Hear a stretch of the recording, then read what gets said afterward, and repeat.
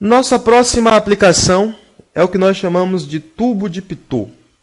O tubo de Pitot é um dispositivo, aqui aparece uma gravura representando o tubo de Pitot de forma esquemática,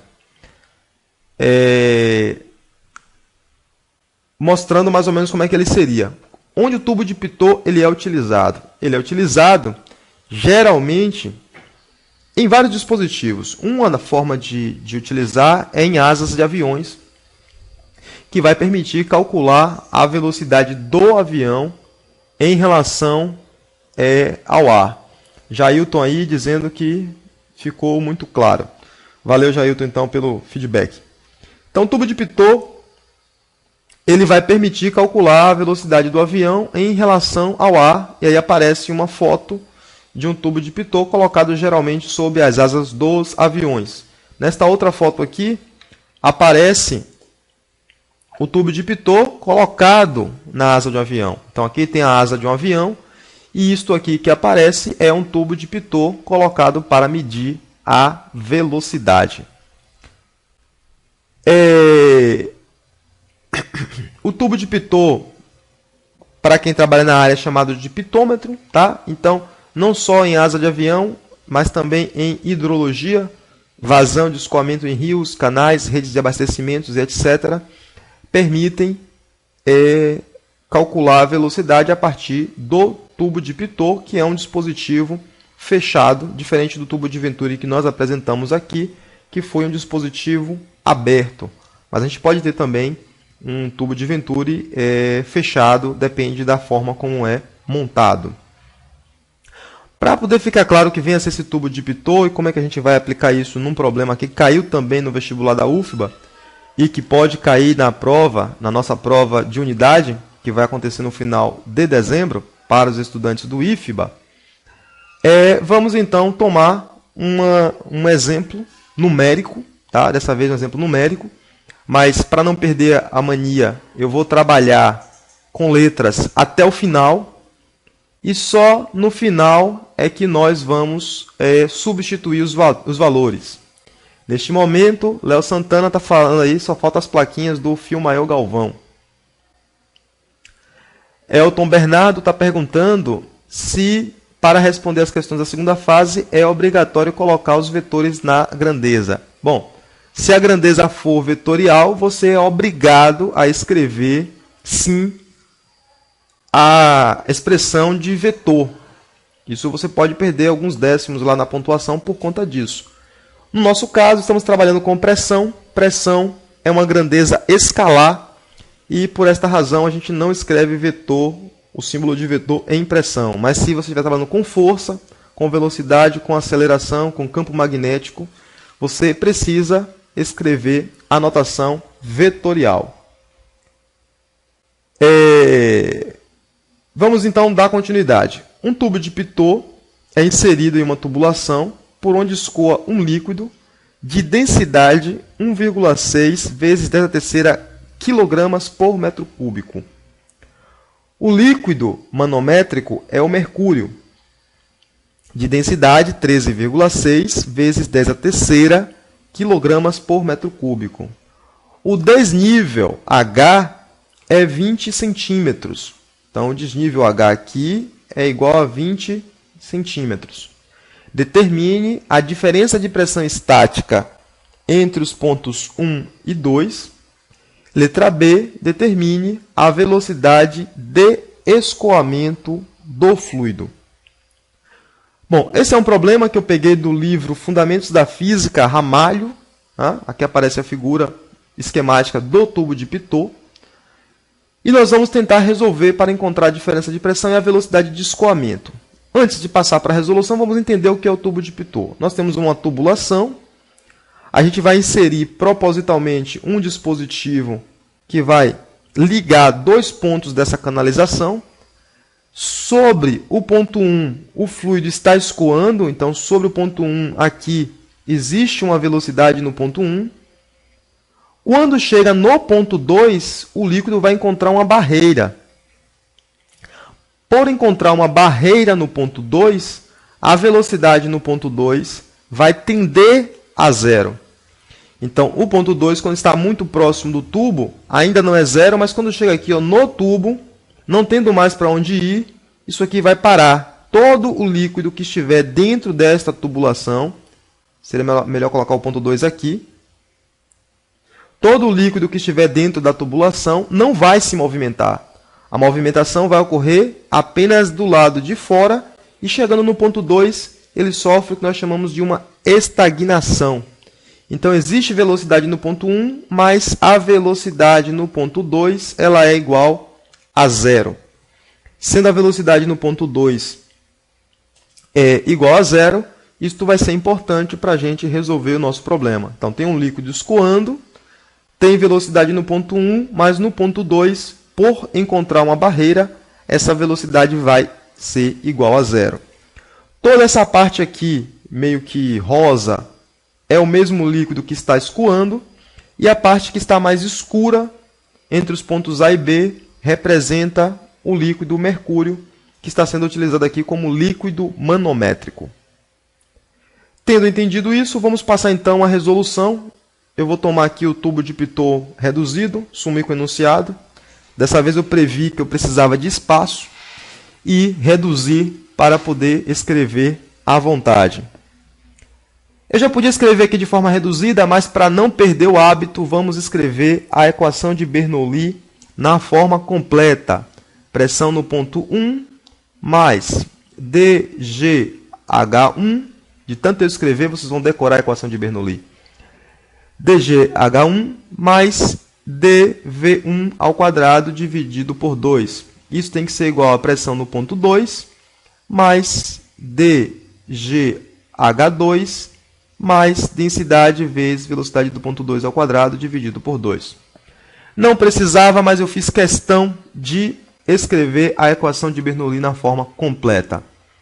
Como 1 e 2 estão no mesmo nível, isso implica que H1 é igual a H2. E pela mesma razão anterior, nós vamos poder simplificar subtraindo ambos os lados pelo mesmo termo, que é dGH1, já que H1 é igual a H2. Conforme nós vimos também, o ponto 2 é um ponto de estagnação. Ponto de estagnação é onde o líquido encontra uma barreira e a sua velocidade será reduzida a zero. No ponto de estagnação, a velocidade no ponto 2 ela é igual a zero, portanto, este termo aqui será cancelado porque V2 é igual a zero. Então, nós podemos escrever que a pressão no ponto 2 menos a pressão no ponto 1 é igual a dV1 ao quadrado dividido por 2. Então, se nós conhecermos quem é a densidade do líquido, quem é a velocidade no ponto 1, nós podemos calcular a diferença de pressão utilizando esta expressão. Se você não conhece, não tem nenhum problema, você mantém isso aqui e vamos então partir para analisar a diferença de pressão de outra maneira. Você só vai usar esta expressão caso você conheça a densidade e conheça a velocidade. Voltando aqui ao nosso problema, tá? No nosso problema, nós não conhecemos quem é a velocidade. A velocidade do ponto 1 é perguntado, portanto, você não poderá usar essa expressão para determinar a diferença de pressões, porque a velocidade não nos é dado. A velocidade é perguntado, então isso não vai resolver, mas vamos deixar essa expressão aqui, vamos chamar essa expressão de expressão 1. Vamos agora partir para uma análise. Vamos analisar o líquido parado, o líquido dentro do tubo parado, em repouso. Como assim repouso, professor? Estamos estudando hidrodinâmica. Bom, é verdade. Dentro do tubo maior, o líquido está em movimento. No entanto, dentro desse tubo menor aqui, ó, que eu vou pintar de vermelho, nessa parte daqui o líquido não vai estar se movimentando. Nessa parte aqui o líquido vai estar em repouso. E é dentro dessa parte aqui que nós vamos fazer a nossa análise. Nesta situação, o líquido está em repouso, portanto, nós podemos aplicar as equações da hidrostática. E conforme nós vimos no Teorema de Stevin, quem não assistiu a aula de hidrostática, pode assistir a aula que está gravada no site fisicainterativa.com. Nós vimos que mesmo nível implica mesma pressão. Então, isso é uma consequência do Teorema de Stevin, que deve ser aplicados quando o líquido está em repouso, e nós estamos analisando a parte do líquido que está em repouso, portanto, vale o Teorema de Stevin neste caso. Se é mesmo nível, mesma pressão, nós vamos colocar o seguinte, nós vamos chamar este ponto aqui de ponto, já chama de A e B, né? Então, vamos chamar pressão no ponto B e pressão no ponto aqui. Então, a pressão no ponto B,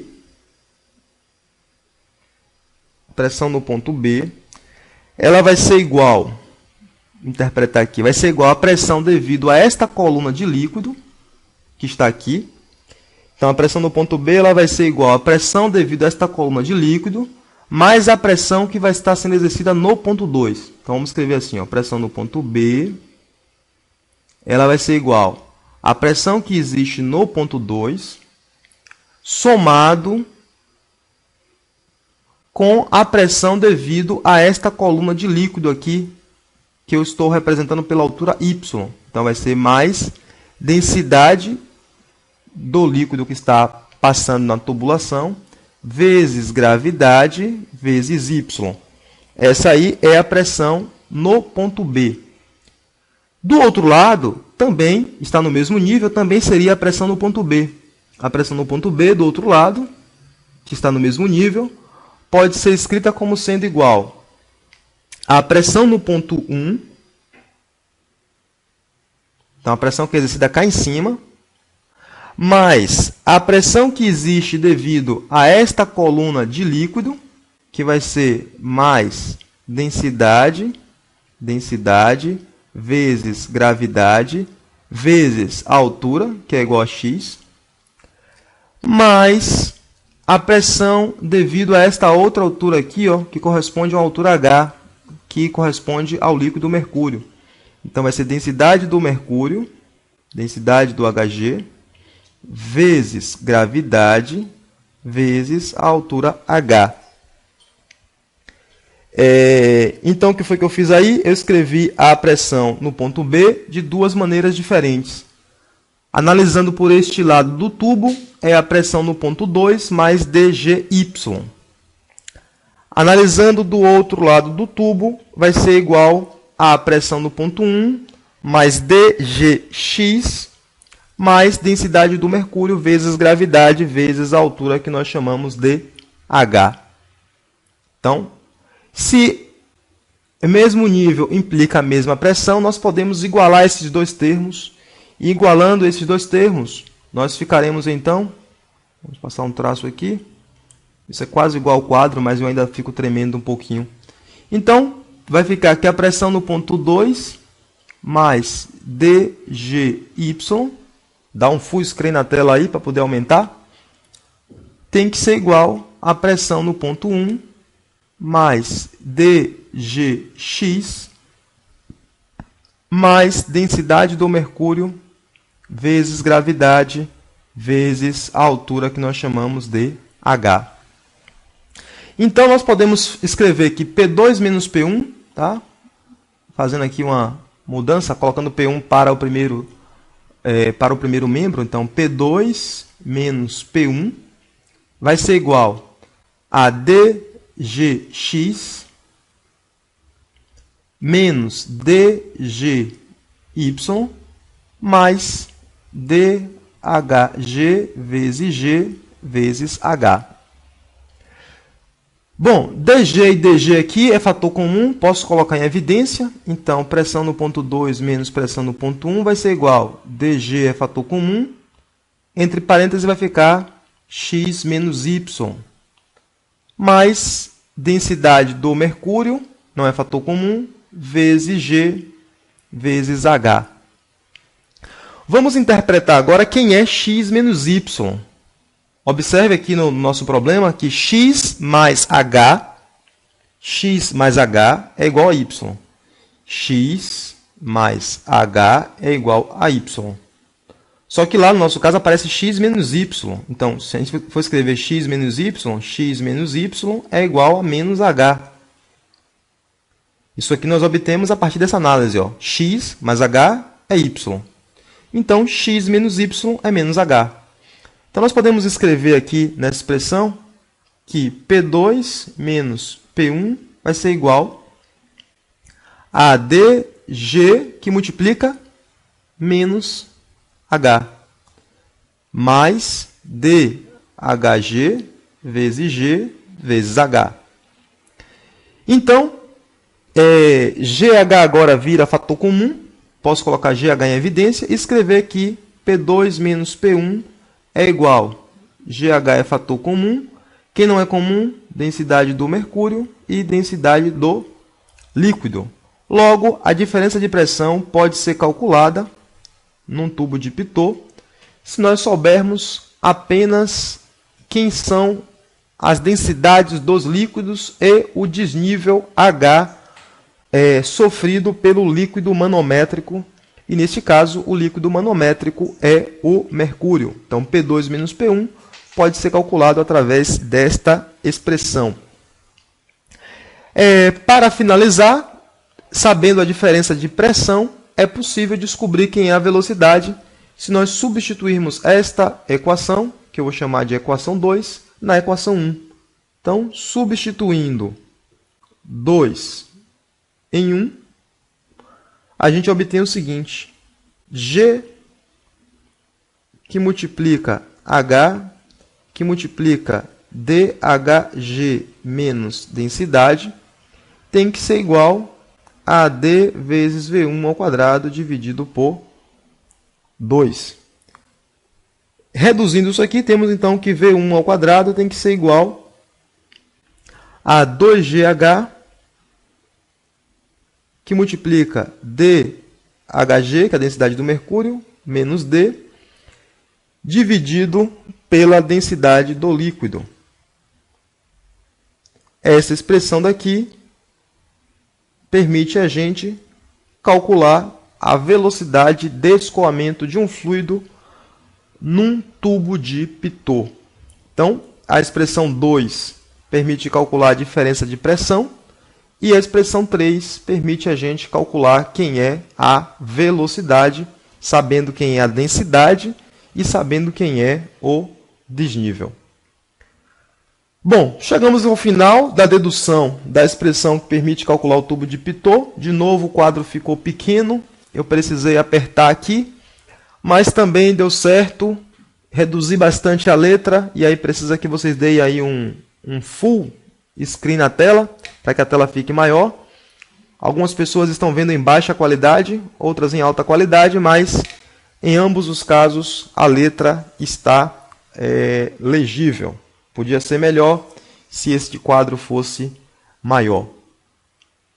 Então, voltando ao nosso problema lá, ó, a nossa questão, os dados. O desnível é dado, a densidade é dada, a densidade tanto do mercúrio quanto do líquido. Então, sabendo a densidade do mercúrio, sabendo a densidade do líquido, sabendo o desnível, a gente calcula a letra A, que é a diferença de pressão, substituindo na equação 2, e responde a letra B, substituindo na equação 3. Então, não vou fazer esta conta, a substituição fica para vocês. Basta voltar aqui, ó, anotar os valores. Densidade do líquido, 1,6 vezes 10 ao cubo quilogramas por metro cúbico. A densidade do mercúrio e o desnível, 20 centímetros. O único cuidado aqui é não trabalhar com H em centímetros. Você passa H para metros. São 22 horas e 10 minutos. Está caindo aqui o número de pessoas. Temos 16 visitantes online. Eu queria saber se tem alguma dúvida. Quem está online ainda, por favor, dá sinal de que está vivo. via Twitter, via Facebook. Alguém tem alguma pergunta? Se não tem pergunta, vamos prosseguir para fazer mais uma questão da UFBA e dar esta aula por encerrada.